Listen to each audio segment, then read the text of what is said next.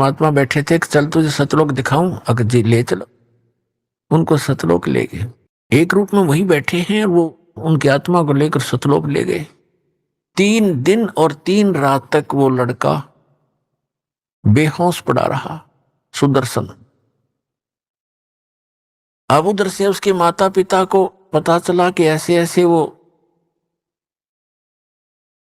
करुणा में, करुण कहा करते परमात्मा का, करुण ने पता नहीं क्या जंतर मंतर कर दिया, बच्चे को बेहोश कर दिया। अब परमात्मा के माता पिता के पास भी जाकर उलाने देने गई वो उसकी माता सुदर्शन की, कि तेरे बेटे ने मेरा बेटा मार दिया, इसने पता नहीं कि जंतर मंतर कर दिया। कबीर साहब को उसकी माँ समझाने लगी, करुण जी को, करुणामय जी को, कहने लगी बेटा तने क्या कर दिया, इसके लड़के का इकलौता पुत्र था। अब उसका भी नहीं पता था इस बात का, वो भी आ गई वहां शोक व्यक्त करने के लिए। और भी इधर उधर के लोग इकट्ठे हो गए, डॉक्टरों को दिखाई, झाड़ फूक करवाने लग गए, कुछ नहीं हुआ। तो तीसरे दिन परमात्मा उसको लेकर वापस आए। उठते ही कहता है, सारा इकट्ठे हो रहे रिश्तेदार तक, वो करुण कहाँ है, करुण कहाँ है, वो तो भगवान है, वो तो परमात्मा है, करुण कहाँ है। उठकर चल पड़ा, परमात्मा के घर पहुंच गया। अब घर वालों को तो खुशी हुई कि चलो हमारा बालक जीवित हो गया, कुछ भी कहता रहो। और उस दिन के बाद उस सुदर्शन जी का ऐसा दृढ़ विश्वास हो गया कि ये भगवान उतरे हैं, ये एक आम वाल्मीकि नहीं है, व्यक्ति नहीं है। तो कहने का तात्पर्य दास का है कि पुण्यात्माओं, जैसे महाभारत के युद्ध के समय श्री कृष्ण जी में प्रवेश करके काल ने गीता का ज्ञान दिया, और श्रीमद् भगवत गीता के अंदर आपने बहुत पढ़ा हुआ है, श्री यानी काल भगवान ने कहा कि अर्जुन तू युद्ध कर ले, तुझे पाप नहीं लगेंगे, तू तो निमित्त निमित्त मात्र है, ये सब मैंने मार रखे। और फिर ये भी कहा कि यदि तू युद्ध में मारा गया तो स्वर्ग प्राप्ति होगी, और यदि युद्ध में जीत गया तेरे पृथ्वी का राज भोगेगा, तेरे दोनों हाथों में लड्डू। महाभारत का युद्ध जैसे तैसे काल ने डरा धमका कर अर्जुन तैयार कर लिया, और महाभारत का युद्ध हो गया। उसके बाद युधिष्ठिर जी को, पांडव का जो बड़ा था पांडव, उसको राजगद्दी पर बैठा दिया। उसमें करोड़ों बहनें विधवा होगी, कई करोड़ अनाथ बालक हो गए, उनके बच्चे बेटा बेटे। 18 करोड़ व्यक्ति सैनिक मारे गए, तो उनकी कितनी पत्नियां विधवा हुई होंगी, और कितने बच्चे अनाथ हुए। युधिष्ठिर राजगद्दी पर बैठ गया। अपने आत्माओं, परमात्मा कहते हैं, मन तू पावेगा अपना किया रे, भोगेगा अपना किया रे। अपना कर्म का भोग तुझे भोगना पड़ेगा जब तक परम संत की शरण में नहीं आएगा। तुम कौन राम का जपते जापम, तात कटे न ये तीनों तापम। तुम कौन भगवान का जाप जपते हो, नाम जपते हो, जिससे तुम्हारे ये 3 ताप भी नाश नहीं हो रहे। 3 ताप के अंतर्गत कौन से आते हैं? जैसे कोई किसी पर जंतर मंतर कर देता है, कोई किसी को श्राप दे देता है, कोई किसी के घर प्रेत छोड़ देता है, कोई प्रेत आत्मा बाधा करती है, प्रेत बाधाएं हो जाती, ये 3 ताप होते हैं। कहते इन 3 तापों को भी तुम्हारे भगवान नाश नहीं कर सकते। अपने आत्मा उदाहरण देते हैं, कुछ ही वर्षों के अंदर अंदर ही युधिष्ठिर जी को बहुत बुरे बुरे स्वप्न आने लगे।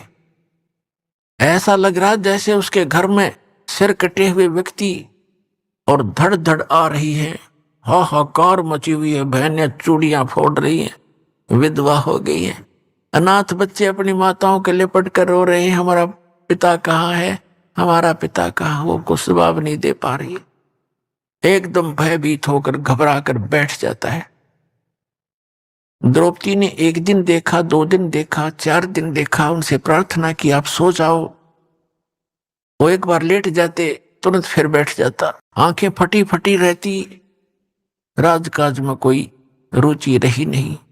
द्रौपदी ने उन चारों पांडवों से कहा कि आपके भैया के ऊपर कोई आपत्ति है, कोई राज की समस्या है, तुम पूछिएगा। उन चारों ने प्रार्थना की कि भैया आपको कोई ऐसी समस्या है तो हमें भी साथ लो। कहते हैं अपने मन का दुख बताने से बट जाता है, कुछ बताओ क्या कहानी है। उन्होंने बड़ी मुश्किल से बताया कि मुझे ऐसे ऐसे भयंकर स्वप्न आते हैं। अब श्री कृष्ण जी उनके धार्मिक गुरु थे, जिसमें महाभारत का युद्ध कराया उस समय इसके अंदर काल प्रवेश था और वो अपना करवा के नाश निकल गया। इसने कहा कि गीता अध्याय नंबर 4 के श्लोक नंबर 9 में कि मेरे कर्म और जन्म अलौकिक है। विष्णु पुराण के अंदर 2 ऐसी कथाएं हैं कि एक समय असुरों का और सुरों का, देवताओं और राक्षसों का युद्ध हो गया। देवता भागे राक्षसों से डर के बहुत जंगल में जाकर किधर समुद्र के किनारे बैठ के तपस्या की। भगवान विष्णु की युग काल आ गया विष्णु रूप में और कहा ठीक है तो आप ऐसे करो, एक पुरंजय नाम का क्षत्रिय राजा है, उसको तैयार करो तुम युद्ध के लिए। इसने कहा मैं उसमें प्रवेश करके और सब राक्षसों का नाश कर दूंगा, तुम उन राक्षसों को ललकारो जाकर युद्ध के लिए और पुरंजय को प्रसन्न करो, आपके साथ खड़ा खड़ा हो जाए वहां पर, उसके अंदर मैं प्रवेश करके उनको मार डालूंगा। अब देखिएगा, यह है श्री विष्णु पुराण, गीता प्रेस गोरखपुर से प्रकाशित है, सचित्र हिंदी अनुवाद सहित गीता प्रेस गोरखपुर से प्रकाशित है। इसके कौन है संपादक? इसके संपादक हैं मुनीलाल गुप्त, अनुवादक है मुनीलाल गुप्त और गीता प्रेस गोरखपुर से प्रकाशित है। इसके 233 पृष्ठ पर दिखाते हैं आपको। यह है चतुर्थ अंश और 233 पृष्ठ पे चतुर्थ अंश के अध्याय नंबर 2 के हम यहां आ जाते हैं। पूर्व काल में त्रेता युग में एक बार अति भीषण देव असुर संग्राम हुआ। उसमें महाबलवान दैत्यगण से पराजित हुए हार के देवताओं ने भगवान विष्णु की आराधना की। तब आदि अनंत शून्य अशेष जगत प्रतिपालक श्री नारायण ने देवताओं से प्रसन्न होकर कहा, आप लोगों का जो कुछ भी अभिष्ट है वह मैंने जान लिया है, तुम जो चाहते हो उसके विषय में यह बात सुनिए। राजऋषि ससाद का जो पुरंजय नामक पुत्र है, उस अक्षत्रिय श्रेष्ठ के शरीर में मैं अंश मात्र से स्वयं अवतीर्ण होकर उन संपूर्ण दैत्यों का नाश करूंगा। अतः तुम लोग पुरंजय को दैत्यों के वध के लिए तैयार करो। अब इसका क्या अर्थ है कि देवताओं ने पुरंजय को, ससाद के पुत्र को तैयार कर लिया, उसमें काल प्रवेश कर गया और उसने राक्षसों को मार डाला, भगा दिया, देवताओं की विजय करा दी। अब और दिखाता हूं। एक बार नाग कुल के व्यक्तियों को और गंधर्व कुल के व्यक्तियों ने लूट लिया, उनको मार पीट कर भगा दिया, उनका खजाने लूट लिए। तो फिर वो नाग कुल के व्यक्ति करने लगे प्रार्थना भगवान की, वहां पर भी ये प्रकट हो गया और उनसे कहा, इस काल ने विष्णु रूप धारण करके आ गया यू और कहा कि तुम पुरुकुत्स नामक अक्षत्रिय को अपने साथ मिलाओ, उसके अंदर प्रवेश करके मैं गंधर्व का नाश कर दूंगा। ऐसा ही किया। देखिएगा ये चतुर्थ अंश और तीसरा अध्याय श्री विष्णु पुराण 242 पृष्ठ पे, यहां देखिएगा तीसरा अध्याय। यहां से पूर्व काल में रसातल में मोने नामक 6 करोड़ गंधर्व रहते थे। उन्होंने समस्त नाग कुल के प्रधान रतन और अधिकार छीन लिए थे। गंधर्व के पराक्रम से अपमानित उन नागेश्वरों द्वारा स्तुति किए जाने पर उनके श्रवण करने से जिनकी विकसित कमल सदृश आंखें खुल गई हैं, निंद्रा के अंत में जागे हुए उन दलशाही भगवान सर्वदेवेश्वर को प्रणाम कर उनसे नागगणों ने कहा, भगवान, इन गंधर्वों से उत्पन्न हुआ हमारा भय किस प्रकार शांत होगा? तब आदि अनंत रहित भगवान पुरुषोत्तम ने कहा, युनासव के पुत्र मानधाता का जो प्रकुत्स नामक पुत्र है, उसमें प्रविष्ट होकर उसमें प्रवेश करके, प्रेत की तरफ प्रवेश करके मैं उन संपूर्ण दुष्ट गंधर्वों का नाश कर दूंगा। तो इसके कर्म इस प्रकार अलौकिक हैं। ऐसे ही इसने श्री कृष्ण में प्रवेश करके गीता जी का ज्ञान दिया। और बाद में श्री कृष्ण जी को तो पता भी नहीं मैंने गीता जी में बोलिया क्या था। तो पुणात्माओं,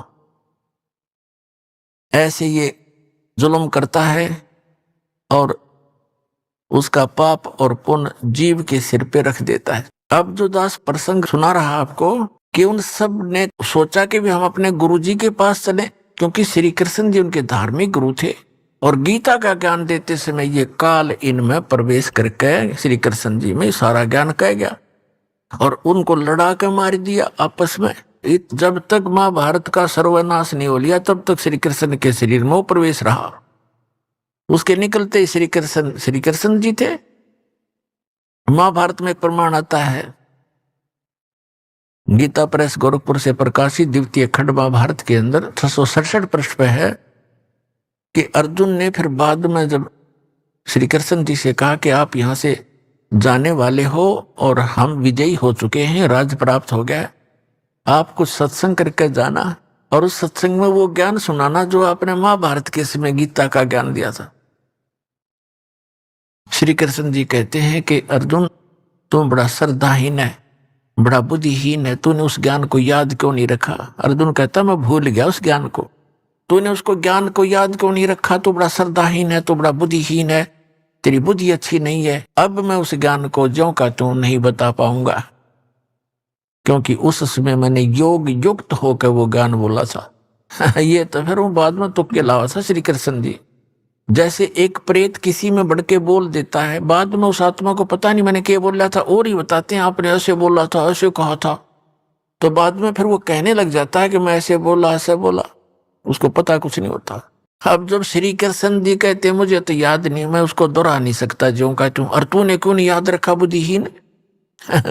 पुण्यात्मा दास ये सत्संग कर रहा है और आप कोई प्रथम बार सत्संग सुनने आया तो 20% याद रहेगा आपके, और वो भी कुछ दिनों के बाद। और मुझसे कभी सुन लेना तभी सुना दूंगा यदि मैंने अपने होश हवास में बोल रखा है।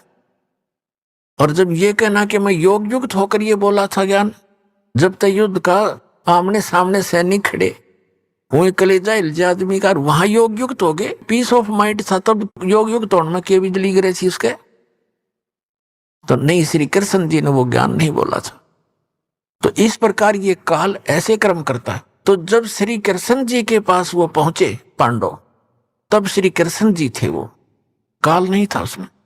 तब श्री कृष्ण जी ने कहा कि तुमने जो महाभारत के युद्ध में बंधुघात किया है, भाई मारे, चाचे ताऊ मार दिए, गुरुजी मार दिए द्रोणाचार्य जैसे, और करोड़ों बहन विधवा होगी, वो पाप दुखी कर रहा है युधिष्ठिर को, क्योंकि जो राजपद पर बैठा उसको प्रथम लपेटेगा। तो फिर पांडवों ने कहा कि भगवान इसका कोई समाधान भी बताओ, आपत्ति तो आ गई है। ये 3 ताप के अंतर्गत आता है कि वो आत्माएं सता रही हैं, इसको प्रेत आत्माएं सता रही हैं। श्री कृष्ण जी से फिर उन्होंने पूछा इसका समाधान बताइए। श्री कृष्ण जी ने कहा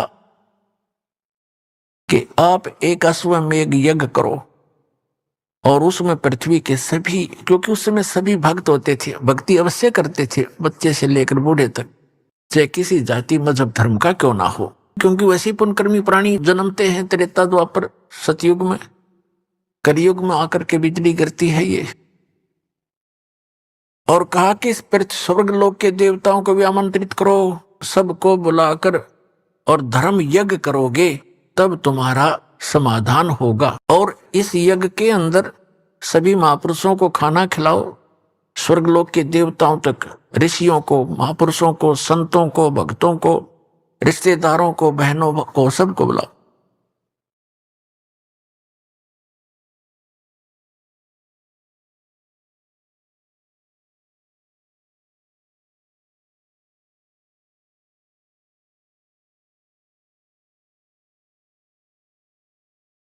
और फिर उसका एक लक्षण होगा यज्ञ सफलता का। यज्ञ की सफलता का एक चिन्ह बताया कि एक सुसज्जित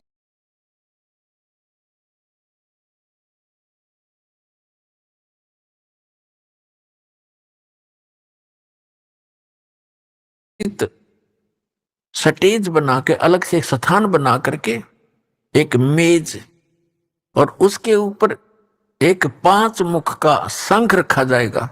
और जब सभी भोजन कर लेंगे, अतिथि और संत महात्मा, साधु संत, देव ऋषि, उसके बाद यदि यज्ञ आपकी सफल होएगी तो वो शंख अपने आप आवाज करेगा बगैर मुख लगाए। और यदि शंख नहीं बजा तो समझ लेना आपकी यज्ञ संपूर्ण हुई नहीं, आपका दुख निवारण नहीं होगा। अपने आत्माओं, अर्जुन तो भुगत भोगी था, गीता का ज्ञान कानों से सुन रहा था और नैया बात तो उसकी याद थी कि तुमने कोई पाप नहीं लगेगा। इस बात पर तड़ रहा था, वो सोचा था किसी तरह टल जा, भला युद्ध करना चाहे नहीं था। यहां तक कह दिया था कि हम भिक्षा का अन्न मांग कर खा लेंगे पर हम ये जुल्म नहीं करेंगे। लेकिन फिर इसी दुख से तो दुखी था कि पाप लगेंगे, और पाप का समाधान उसमें सबसे पहले कर दिया कि तुझे पाप नहीं लगेंगे, मन न मार रखे तो युद्ध कर ले। अब जब उसने ये सुना कि तुम्हारे को वो पाप दुखी कर रहे हैं जो तुमने महाभारत में हत्याएं की है, अब अर्जुन के मन में वह बात घनी खटक गई। लेकिन उसको अंदर ही समा गया, अंदर ही वो घूंट पी गया अपने कि यदि मैं आज चर्चा कर दूंगा भगवान श्री कृष्ण से कि आप जी जब गीता ज्ञान सुना रहे थे तब तो ये कह रहे थे, अब ये पाप कहां से आ गया हमारे ऊपर। तो मेरा भाई जो है ऐसे स्वभाव का है, ये ना सोच बैठे कि मेरे इस समाधान में, संकट निवारण में करोड़ों रुपये लगेंगे, क्योंकि 88,000 ऋषि, 33 करोड़ देवता, 12 करोड़ ब्राह्मण, 56 करोड़ यादव और ना जाने कितने आम जनता व भोजन करने के लिए आमंत्रित करनी थी। और उनके भोजन में कितना खर्च होना था, बहुत गना। तो अर्जुन ने सोचा कि भाई ये ना सोच बैठे कि अर्जुन मेरा समाधान नहीं चाहता है और इस खर्चे से डर के भगवान कृष्ण जी के साथ वाद विवाद इसलिए कर रहा है, और ये ऐसा भाव का व्यक्ति है जब इसके मन में ये आगी बात युधिष्ठिर के एक मर जाएगा पर समाधान नहीं कराएगा। अर्जुन ने इस बात को समझकर अपने अंदर वह सब्र की घूंट पी और चुप रहा।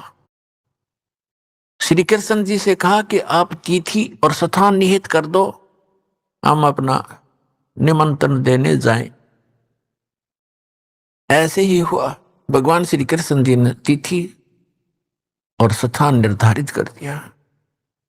उसके लिए सभी की सेवा लगाएगी, आप इधर निमंत्रण दे के आइए, आप इधर जाइए। इधर काशी शहर की तरफ भीमसेन का नंबर था, उसकी ड्यूटी सेवा थी निमंत्रण देने की। और काशी शहर के बाहर साइड में परमात्मा का वो प्यारी आत्मा सुदर्शन रहा करता कुटिया में, और वहीं साथ में ही परमात्मा का थोड़ी सी दूरी पर झोंपड़ी थी। ऐसे निमंत्रण देते देते भीम पहुंच गया उस सुदर्शन जी की कुटिया में। सुदर्शन जी काफी प्रसिद्ध हो रहे थे उस समय, संत साधु के रूप में, आसपास भी अच्छे आत्मा भगत हैं। तो सुदर्शन जी से कहा कि महाराज मैं राजा युधिष्ठिर का भाई भीम हूं और हमने एक यज्ञ का अनुष्ठान किया है, धर्म यज्ञ, आप आइएगा, आपको निमंत्रण देने आया हूं।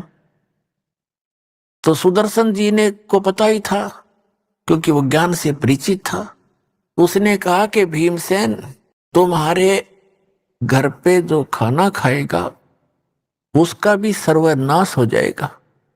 तुम इतने अपराधी व्यक्ति हो, तुमने अपने सुख के लिए करोड़ों बहनों को विधवा कर दिया और करोड़ों बच्चों को अनाथ कर दिया, और आज तुम सुख की इंतजार करते हो, तुम्हें सुख सपने में भी नहीं हो सकता। ऐसा जुल्म कर रखा है, तुम महाअपराधी हो। अपना आत्मा भगत तो वही होता जो साची को है। और मुझे बुलाना है तो मुझे जो यज्ञ तुम करने जा रहे हो, ऐसी 100 यज्ञ कभी कर रखी हो, उन 100 यज्ञ का संकल्प मुझे दे दो, वो पुण्य दो मुझे, तब तुम्हारे घर जाकर मैं रोटी खा सकता हूं। इतना पाप लगा मुझे। अब भीमसेन कहने लगे, वो पहलवान था, कहने लगा भगत बाबा जी, तूने आना हो तो आना और ज्यादा बकवाद ना करे। युद्ध ऐसे नहीं जीता हमने। हमने एक के मारू था, 4 पड़े थे, गधा के सामने को टिकने वाला नहीं था। और मुझे अपने भाई से डर लगता ना, तेरी अभी टीटवी दबा देता मैं। ऐसे अपशब्द बोल रहा, को बोल तू। भगत जी शांत हो गए, अकी बोलूंगा जी पीट भी देगा पहलवान। सुदर्शन जी चुप हो गए, नीचे गर्दन कर ली, भाई भी राजा है, राजा है, कह के कर देगा। कहनी थी वह कह दी, अब ना ये ना आना होता कि तेरे बिना यज्ञ पूर्ण नहीं होगी। हमारे साथ भगवान श्री कृष्ण भी तो हैं, वो श्री कृष्ण जी ने सुप्रीम मान रहे थे। अब यज्ञ का निश्चित समय आ गया और सभी 33 करोड़ देवता, 88,000 ऋषि, 12 करोड़ ब्राह्मण श्री कृष्ण जी के वंशज द्वारका से चलकर आगे, और ना जाने कितने भक्त, आसपास के जन साधारण आगे। भोजन अब भंडारा शुरू हो गया, सबने भोजन खा लिया और शंख टस से मस नहीं हुआ। युधिष्ठिर जी ने कहा कि भगवान अब क्या रहा, होगी हमारी यज्ञ पूर्ण के नहीं? यह शंख तो बजा ही नहीं, शंख के बजे बिना यज्ञ संपूर्ण नहीं हो सकती। तब उसने कहा कि भगवान आपने भी भोजन खा लिया और ये 33 करोड़ देवता, 88,000 ऋषि, 12 करोड़ ब्राह्मण, चारों वेदों के कंठ याद करने वाले, इन्होंने भोजन खा लिया और फिर भी शंख नहीं बजा। भगवान हमारे पाप ज्यादा है, किसी का दोष नहीं, हमने बहुत जुल्म कर रखा है, सचमुच ये शीघ्र से खत्म होने वाले नहीं है। तो उधर से क्या हुआ, श्री कृष्ण जी ने कहा कि युधिष्ठिर इस शंख को बजाने वाला नहीं आया। युधिष्ठिर जी ने पूछा भगवान ऐसे ऐसे महापुरुष यहाँ बैठे हैं, स्वर्ग लोग के देवता भी आगे हैं और आप जी ने भोजन कर लिया, अब कौन है ऐसा महापुरुष आपसे बढ़कर? श्री कृष्ण जी ने कहा कि एक सुदर्शन नाम का एक सुपच है, वाल्मीकि है, वाल्मीकि जाति में जन्मे थे, नाम सुदर्शन था। जैसे आजकल हरिजन कह देते हैं, शेड्यूल कास्ट कह देते हैं, उसे सुपच कहा करते थे। कि उस सुदर्शन को आमंत्रित नहीं किया तुमने महात्मा को? युधिष्ठिर ने कहा कि उधर काशी साइड में हमने भीमसेन, भीम जी की ड्यूटी लगाई थी, उसके पूछते हैं। भीम को बुलाया गया और उससे पूछा कि भाई आपने ऐसे ऐसे भगवान श्री कृष्ण जी कह रहे हैं, एक सुदर्शन नाम के वाल्मीकि थे, महात्मा भक्त, उनको नहीं आमंत्रित किया? भीमसेन कहने लगा कि मैंने उसको निमंत्रण दिया था, लेकिन वो तो कबूल आदमी है, वो तो ऐसी बकवाद करने लग गया, तुम तो अपराधी हो, तुमने जुल्म कर रखा है, करोड़ों बहन विधवा करके आज तुम राज कर रहे हो, और तुम्हारे घर पे मैं अन्न उस समय खाऊंगा, तुम ऐसी ऐसी यज्ञ जो करने जा रहे हो, 100 कर रखी हो, उसका फल मुझे दो, तब मैं रोटी खाऊं, ना तो पाप लगे तुम्हारे अन्न खाने वाले को भी। इतने अपराधी हो तुम। अब श्री कृष्ण जी को पता था यो भी मोटे दिमाग का है, इसने भी कुछ बकवाद करी होगी। तो श्री कृष्ण जी ने पूछा फिर आपने क्या उत्तर दिया? कि मैंने उसे ये उत्तर दिया कि तूने आना हो तो आ, न तेरे ना आने से क्या मैं हमारा काम अड़ जाएगा, और मुझे आपसे और भगत हमारे भाई से डर लगता था ना उसको। मैंने कहा कि मैं उनसे ऐसे डरता हूं ना, तेरे को कभी टीटवी दबा देता तेरी। मैंने ये कह दिया। कृष्ण जी ने कहा कि देखो भैया, संत साधु संतों के साथ बकवाद नहीं की जाती। तो आपने तो और पाप इकट्ठा कर लिया, उनकी आत्मा दुखा के। वो ठीक कह रहे थे, उन्हें गलत क्या कहा? क्या जीव हिंसा का पाप नहीं होता? और आपने गलत किया। चलो मेरे साथ। पांचों पांडव और छठे श्री कृष्ण भगवान रथ लेकर वहां पहुंचे। 1 किलोमीटर दूर रथ रोक दिया, 1 मील, और कहा नीचे उतरो। नंगे पैरों चले वहां से। रथ पीछे पीछे आ रहा है, खाली। और उसमें क्या हुआ कि सुदर्शन जी ने अपने पूज्य गुरुदेव करुणामय जी से कहा कि महाराज, आज मेरे से गलती तो बन गई। क्या भाई? कि भीम आया था, माँ उसका, युधिष्ठिर का, राजा का भाई, और ऐसे ऐसे कोई यज्ञ कर रहे हो, और उन्होंने मेरे से कहा, मैंने उनको ये कह दिया। परमात्मा बोले, भाई तूने सही कह दिया, साधु संत तो साची ही कहा करते हैं, गलती नहीं की बेटा। पर बताऊं, उनका यज्ञ पूर्ण ना हुए, उसको वो फिर आओगे तेरे पास। सुदर्शन ने सोचा वो फिर सिर में दर्द करेंगे तो खिसक ले यहां से। वो वहां से खिसक गया। 10-15 दिन का टूर प्रोग्राम बना के। अब परमात्मा ने देखा भगत की इज्जत रखनी जरूरी होती है। आप ही आकर बैठ गए सुदर्शन रूप बना के। कबीर परमात्मा करुणा में अपने आत्माओं, एक अध्यात्म शक्ति ऐसी होती है, अपने आप सामने वाले को पता लग जाता है इसके अंदर कुछ है भक्ति। तो श्री कृष्ण जब वहां पहुंचे, आंखों में आंख मिली दोनों भगवानों की, श्री कृष्ण जी का नतमस्तक हो गए, दंडवत प्रणाम किया मुकुट समेत।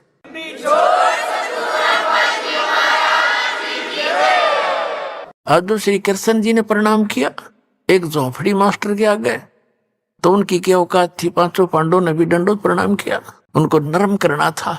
तो परमात्मा ने कहा सुदर्शन रूप में के हे द्वारकाधीश और हे इंद्रप्रस्थ के बादशाह, आप इस दास के सामने मुझे लज्जित ना करो, ऐसे ना करो। उठो महाराज, उठो महाराज, हम आपको निमंत्रण लिवाने आए हैं, और ऐसे राजा युधिष्ठिर हैं, ये इसके भाई हैं, और इन्होंने ऐसे ऐसे यज्ञ किया, और आपकी अति आवश्यकता है, आप चलिएगा।